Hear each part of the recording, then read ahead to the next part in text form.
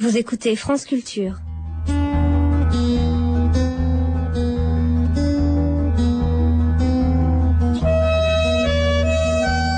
Les chemins de la connaissance, Mystique Renan, la lettre et l'esprit, par Jacques Munier. Aujourd'hui, le prédicateur, avec frère Rémi Valéjot et Sylvie Reff.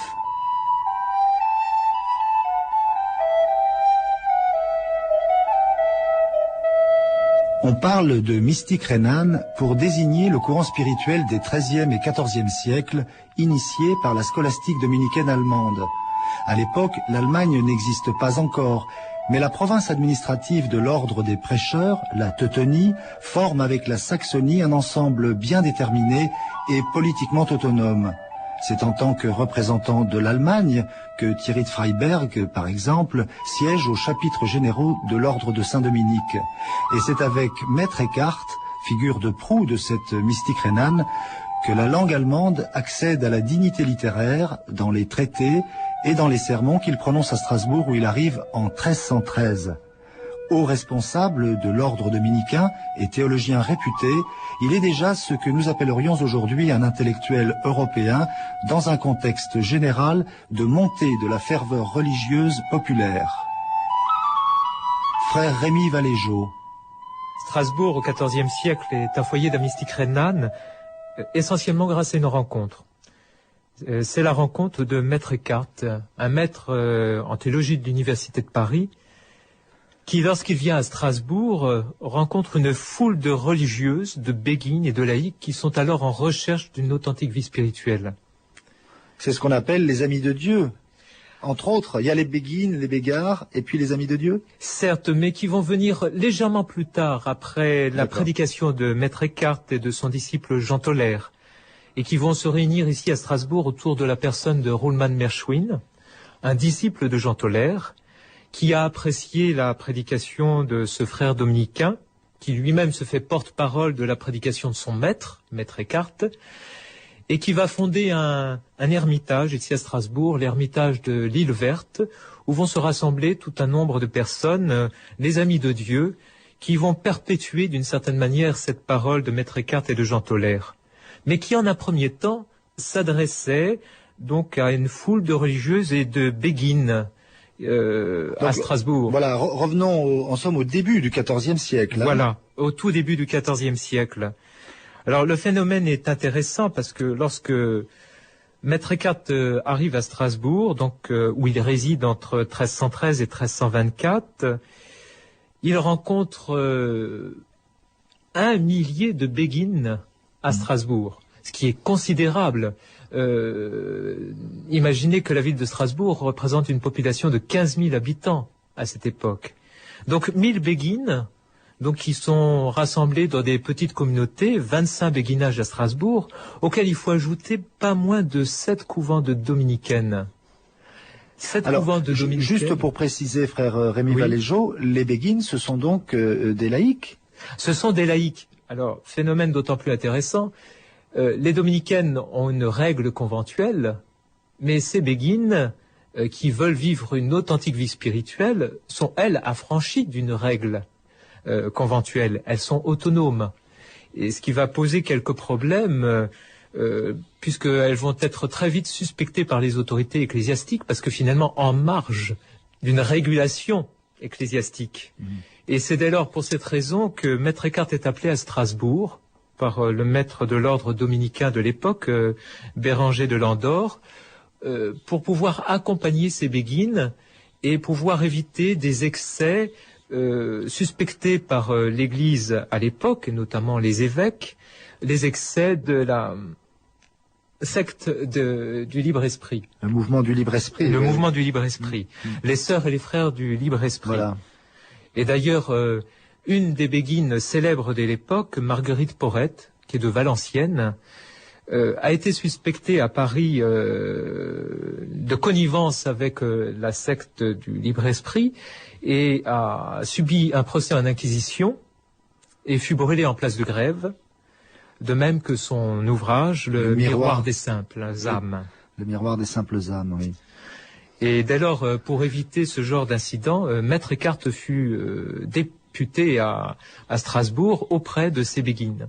Alors ce qui est étrange, frère Rémi Valéjo, c'est qu'il va leur parler leur propre langage, d'une certaine façon, il va s'adresser à elles avec leurs propres mots. Oui, c'est tout à fait intéressant.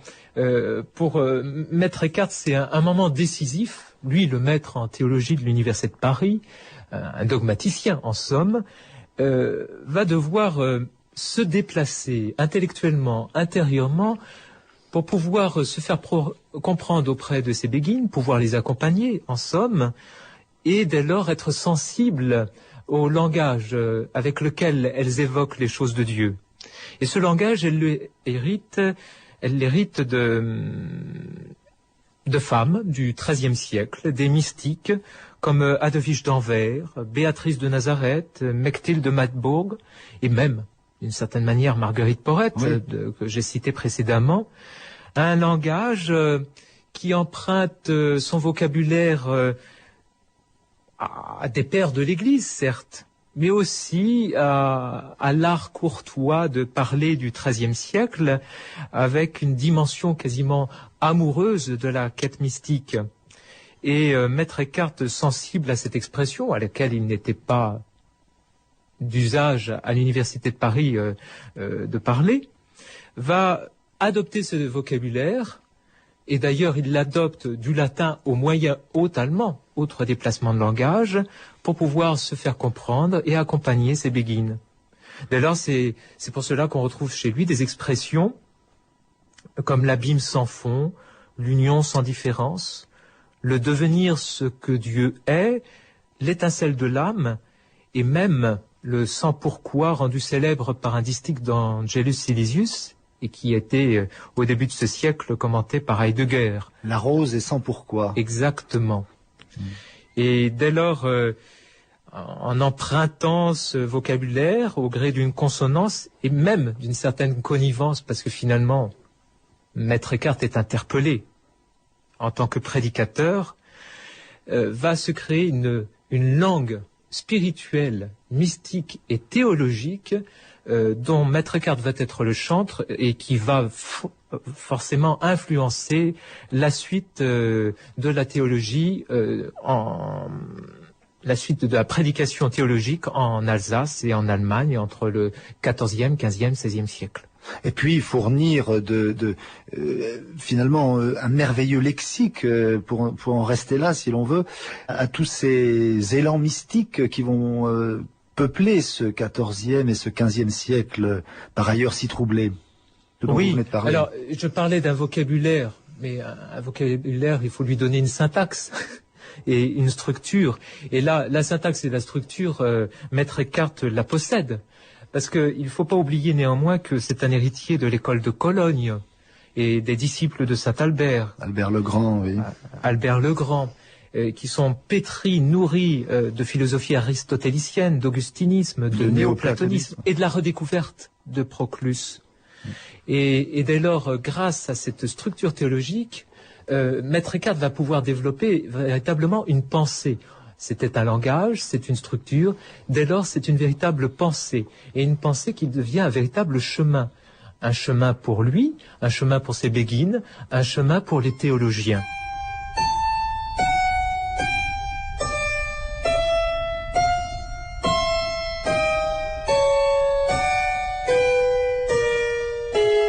Pour que mon œil puisse voir les couleurs, il doit être vide de toute couleur. Quand je vois une couleur bleue ou blanche, la vision de mon œil qui voit la couleur, autrement dit cela même qui voit, est identique à ce qui est vu par l'œil. L'œil dans lequel je vois Dieu est le même œil dans lequel Dieu me voit. Mon œil et l'œil de Dieu sont un seul et même œil, une seule et même vision, une seule et même connaissance, un seul et même amour. L'homme qui se tient ainsi dans l'amour de Dieu doit être mort à lui-même et à toutes les choses créées, en sorte qu'il se prête aussi peu d'attention à lui-même qu'à quelqu'un qui se trouve à plus de 1000 lieues. Un tel homme reste dans l'égalité et il reste dans l'unité. Et il reste parfaitement égal. Aucune inégalité n'entre en lui. Cet homme doit s'être laissé lui-même et avoir laissé le monde entier.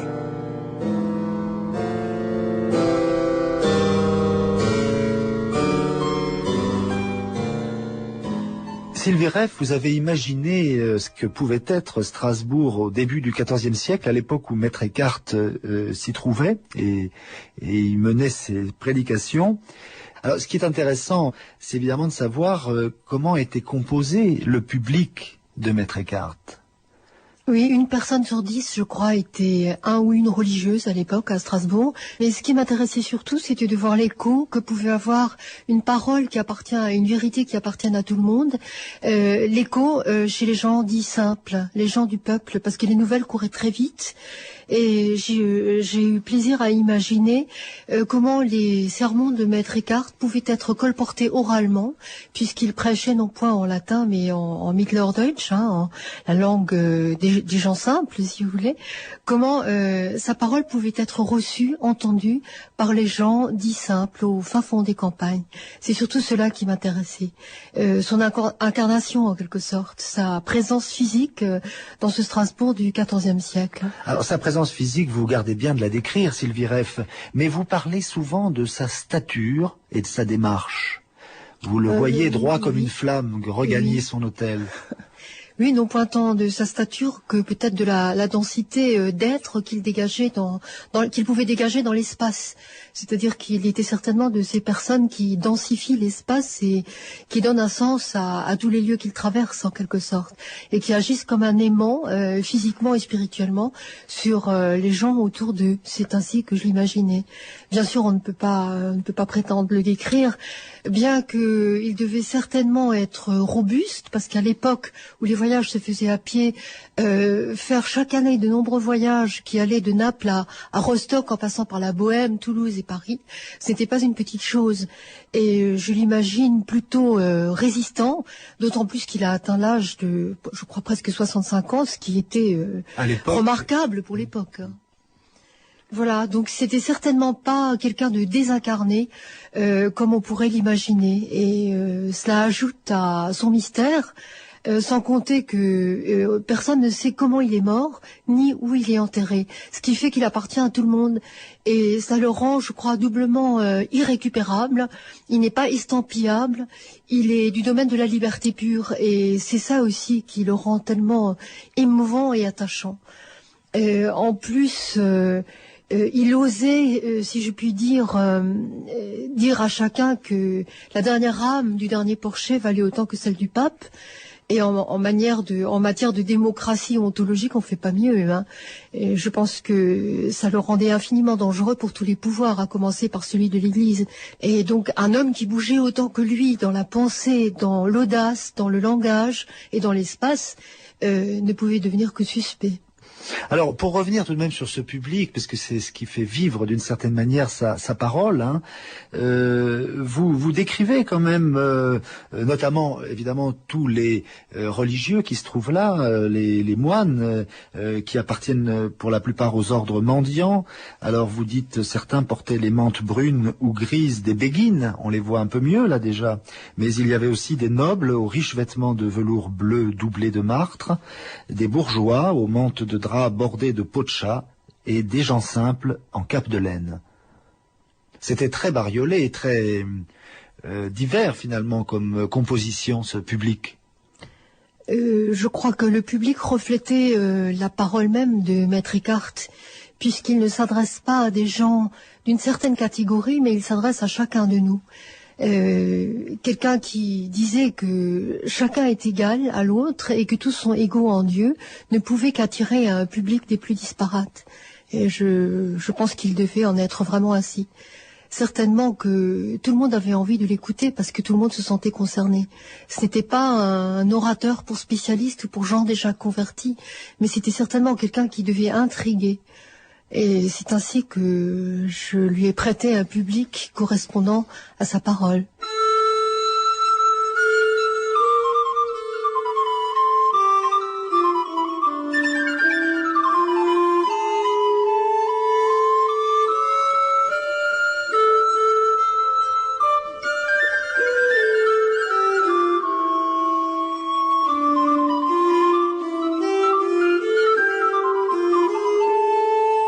Cet ancrage de la mystique rhénane en terre alsacienne et à Strasbourg en particulier, c'est peut-être, et puis cette rencontre dont vous parliez, donc d'un homme, Maître Eckhart, et en somme d'une attente de la part de tout un public de religieuses, de religieux, de béguines, de frères et sœurs du libre esprit, et qui attendent donc d'une parole forte que Maître Eckhart allait leur apporter. C'est peut-être ça qui vous fait dire, frère Rémi Valéjot, que la mystique rhénane est avant tout une œuvre de prédication, une affaire de prédication. Oui, une affaire de prédication qui s'enracine dans la tradition dominicaine, et Maître Eckhart dominicain est pétri de cette tradition, avec la célèbre phrase de saint Dominique, « Prêcher verbo et exemplo », prêcher et par le verbe la parole, et par l'exemple. Et lorsque je cite saint Dominique, c'est pour lui-même la naissance de son ordre, c'est la rencontre avec un mouvement, le mouvement cathare, dans le sud de la France, qui va le déstabiliser d'une part, et puis l'orienter vers une voie, c'est s'adresser à ces hommes et ces femmes qui sont en marge de l'Église et qui la stigmatisent pour ses excès, notamment dans l'ordre de la vie quotidienne, trop riche, trop corrompu finalement avec le pouvoir de ce monde. Eh bien, saint Dominique va adopter une règle de vie simple, compréhensible pour ces personnes, et dès lors va pouvoir se faire entendre par sa parole, disant les choses de Dieu, et disant les choses de Dieu avec une caisse de résonance, sa vie, qui va donc porter dans le cœur des hommes et des femmes de ce temps. L'œuvre de Maître Eckhart, dès lors, n'est pas très différente d'un saint Dominique. Le maître suit son père fondateur en se mettant donc à la portée de ces gens qu'il rencontre, en l'occurrence les béguines et les sœurs des couvents d'Alsace et des béguinages de Strasbourg, pour bien faire comprendre ce que représente ce mystère de Dieu.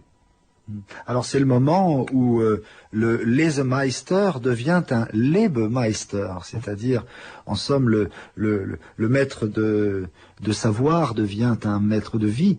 Oui, le maître de lecture, le maître de savoir, le maître des Écritures devient un maître de vie. Et c'est parce qu'il devient un maître de vie qu'il fait autorité. Or, le problème de Maître Eckhart, c'est qu'il n'y a pas eu unanimité.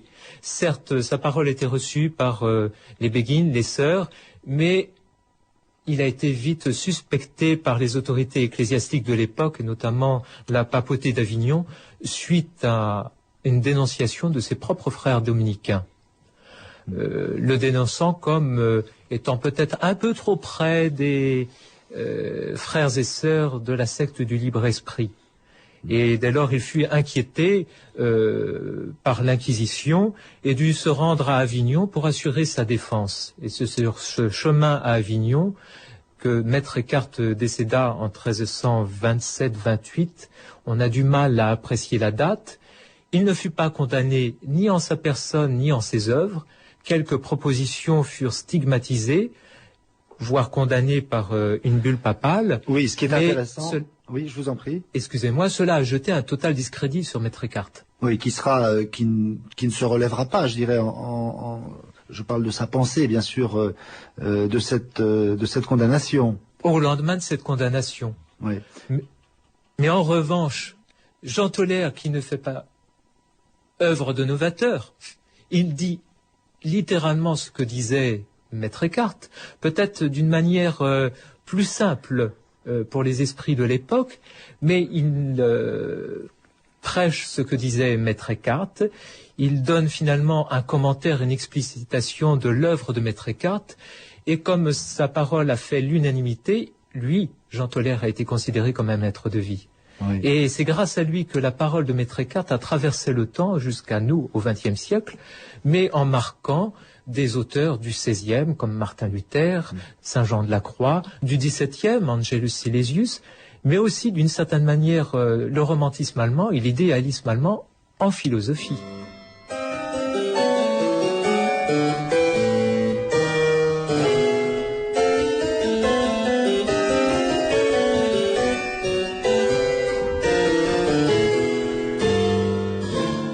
mystique Renan, la lettre et l'esprit, aujourd'hui le prédicateur, avec frère Rémi Valéjot du couvent des Dominicains de Strasbourg et Sylvie Reff, auteur de Lumière des vivants chez Dervy.